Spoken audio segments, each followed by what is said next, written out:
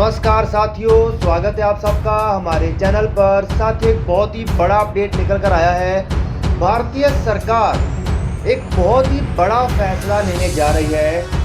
Indian air force और navy और Indian coast guard के ट्रांसपोर्ट सिस्टम और सर्वेलेंस सिस्टम को लेकर लेने क्या जा रही है। भारतीय सरकार ने फैसला ले लिया है। साथियों, हिंद महासागर क्षेत्र की सर्वेलेंस के लिए भारत ने जो समुद्री MH रोमियो जैसे हेलीकॉप्टर खरीदे, अमेरिका से पोसाइडन P-8I जैसे विमान खरीदे, जो सर्वेलेंस और अटैक दोनों काम करने का काम करते हैं। लेकिन भारत कब तक अमेरिका के ऊपर निर्भर रहेगा? इसी के चलते भारतीय सरकार ने एक बहुत ही बड़े विमान का एक बहुत ही बड़ा सौदा किया है। ये सौदा किसी दूसरे देश से किया गया है। तो चलिए इसके बारे में डिटेल में बात करते हैं। वीडियो को शुरू करने से पहले चैनल को सब्सक्राइब करिए, बेल आइकन दबाइए। साथियों, हम सब जानते हैं कि भारत ने हिंद महासागर क्षेत्र में अपनी बढ़त को बढ़ाने के लिए MH-60 रोमियो जैसे हेलीकॉप्टर और P-8I पोसाइडन जैसे एयरक्राफ्ट के दोनों का एक पेयर बनाया है। लेकिन सिर्फ कुछ P-8I विमान के माध्यम से और कुछ MH जो हेलीकॉप्टर रोमियो हेलीकॉप्टर उसके माध्यम से कितनी देर तक हम इतनी बड़ी नेवी को टैकल कर लेंगे? भारत को जरूरत है कि वह एक बहुत ही बड़ा कदम उठाए इसे लेकर। इसी के चलते भारत ने अमेरिका से हटके किसी दूसरे देश स्पेन देश के साथ C-295 मैरीटाइम एयरक्राफ्ट का एक बहुत ही बड़ी डील की है। साथियों, P-8I पोसाइडन जैसे विमान हमने अमेरिका से जरूर खरीदे, लेकिन वो विमान पूर्ण रूप से अमेरिका में बने, हमें टेक्नोलॉजी भी नहीं मिली और हमें पूर्ण रूप पर अमेरिका के ऊपर ही निर्भर रहना पड़ेगा। यही चीज़ ये देश करते हैं कि हमारे साथ हमेशा हमें हथियार देते हैं, लेकिन उसके एक्स्ट्रा बेनिफिट्स हमें नहीं देने जाते। यही एक बड़ा कारण है कि भारत अमेरिका से हटकर कहीं ना कहीं रशिया की तरफ टिल्ट रहता है। लेकिन भारत ने इस बार एक बहुत ही बड़ा कदम उठाया है। Bharat C-295 medium tactical transport aircraft और अटैकिंग सर्वेलेंस एयरक्राफ्ट का काम करने वाला ये एयरक्राफ्ट खरीद किया है। असल में हुआ क्या है, इसके चलते भारत में टाटा कंपनी की जो एक ब्रांच है, टाटा एडवांस सिस्टम लिमिटेड, उसके साथ एक लाइसेंसिंग करवाई है एयरबस कंपनी की, जो कि स्पेन की कंपनी है। वही ये एयरक्राफ्ट बनाने का काम करती है। भारत इस एयरक्राफ्ट को खरीदने वाला 31वां देश बन गया है। इस एयरक्राफ्ट के 56 की संख्या में भारत इस एयरक्राफ्ट को लेगा। लेकिन ये एयरक्राफ्ट में 4-5 एयरक्राफ्ट के बाद बाकी सारे के सारे एयरक्राफ्ट भारत में ही बनेंगे और इसकी लॉन्ग टर्म की जो सप्लाई लाइन होगी इस एयरक्राफ्ट को बनने की स्पेन के बाद दूसरी सिर्फ और सिर्फ भारत में ही होगी। भारत के पास जो ट्रांसपोर्ट और सर्वेलेंस एयरक्राफ्ट है जिसका नाम है एब्रो एयरक्राफ्ट, उसको रिप्लेस करना चाहती है कि वो बहुत ज़्यादा दिक्कत कर रहे हैं, कभी क्रैश हो जाते हैं। इसके चलते इस रिप्लेसमेंट प्रोग्राम के चलते भारत ने स्पेन के साथ ये डीलिंग की है।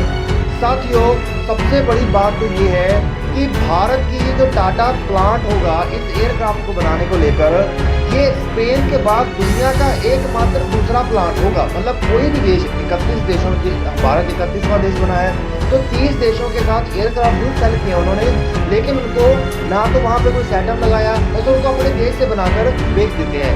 लेकिन भारत के साथ ये बड़ी डील की जा रही है कि भारत का सेटअप यहाँ पर ही लगाया जाएगा और आने वाले समय में जो एयरक्राफ्ट होंगे वो पूर्ण रूप से भारत में ही बना करेंगे। उसकी मेंटेनेंस और रिपेयर भी जो दूसरे देशों के बेचे हैं वो भी भारत से हुआ करेंगे। इसमें सबसे बड़ा फायदा भारत को ये होगा कि भारत खुद के लिए बनाएगा, भारत को टेक्नोलॉजी ट्रांसफर होगा और भारत को ऑल जो टाटा कंपनी को इसमें बहुत सारा एक्सपीरियंस गेन करने को मिलेगा।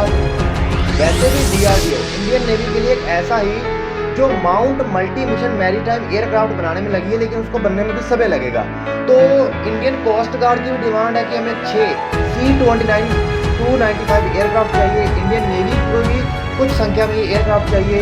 तो ये उनकी बहुत बड़ी जरूरत को पूरा करने का काम करेगा और आने वाले समय में जो लॉन्ग टर्म इसकी ट्रांसपोर्ट की डिमांड होगी भारत देश की, Indian navy, air force, coast guard, उसको भी पूरा करने का काम करेगा, क्योंकि ये पूर्ण रूप से भारत में बनेगा। इसके चलते जो टाटा कंपनी है उसने इसका लाइसेंस भी ले लिया है। तो ये बहुत ही बड़ी बात है, भारत के लिए बहुत ज़्यादा फायदे की बात है। तो ये एयरक्राफ्ट कोई छोटा मोटा एयरक्राफ्ट नहीं है, मल्टी मिशन को करने में कामयाब है, जैसे कि सर्वेलांस करने का काम।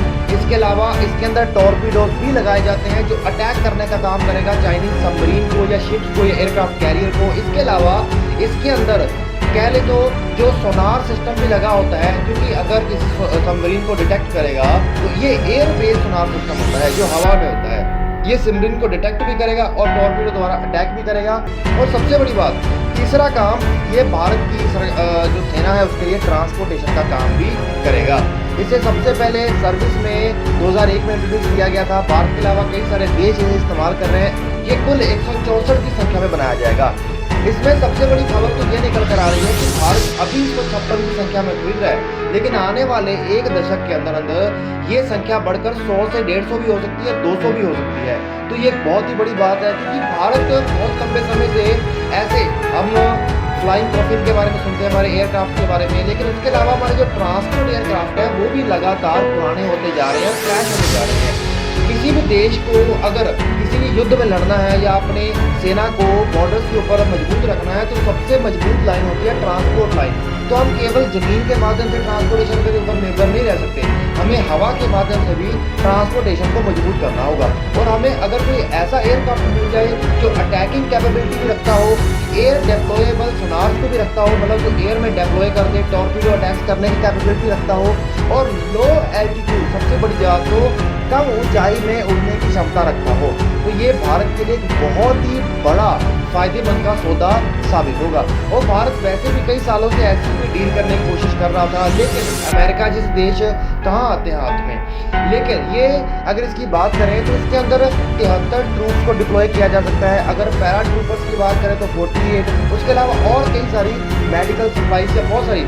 मैक्सिमम पे लोड के मामले में ये 7000 किलो नॉर्मल, और अगर ओवरलोड भी करना चाहे तो 9200 किलो तक के वजन को ये उठा सकता है। इसकी बात की जाती है कि इसका जो मैक्सिमम टेक ऑफ वेट है वो 23,000 किलो का है। तो ये एक बहुत ही मतलब कैपेबिलिटी देने का काम करेगा कि भारत एक बड़े इलाके को वहाँ पर डिप्लॉयमेंट दे सकता है। मतलब कि अगर हमें अपनी टैंक की जीप्स वगैरह भेजनी है, या फिर कोई बड़ी बड़ी आर्टिलरी भेजनी है, या शेल्स भेजने हैं, या फिर बड़े हथियार भेजने हैं, तो एक बार में बहुत बड़ी संख्या में एक ज़रूरत पूर्ण करने का ये काम करेगा। उसके अलावा अगर इसकी रेंज की बात की जाए तो ये इसकी बात की गई है कि ये 5000 किलोमीटर की रेंज को कवर करने का काम करेगा। ये एक इंजन के सिर्फ, वैसे तो इसमें डुअल इंजन है, लेकिन एक इंजन की मदद से ये 4125 मीटर की ऊंचाई तक जा सकता है। ज़्यादा से ज़्यादा जो आज तक की ऊंचाई तक ये गया है 9145 मीटर की ऊंचाई तक के लिए छू चुका है। तो ये भारत के लिए सच में एक फायदे का होता होगा। आप बताइए आपको कैसा लगा, और वीडियो को चैनल को सब्सक्राइब करें, बेल आइकन दबाइए, वीडियो को शेयर जरूर करें, हमें मोटिवेशन मिलता है।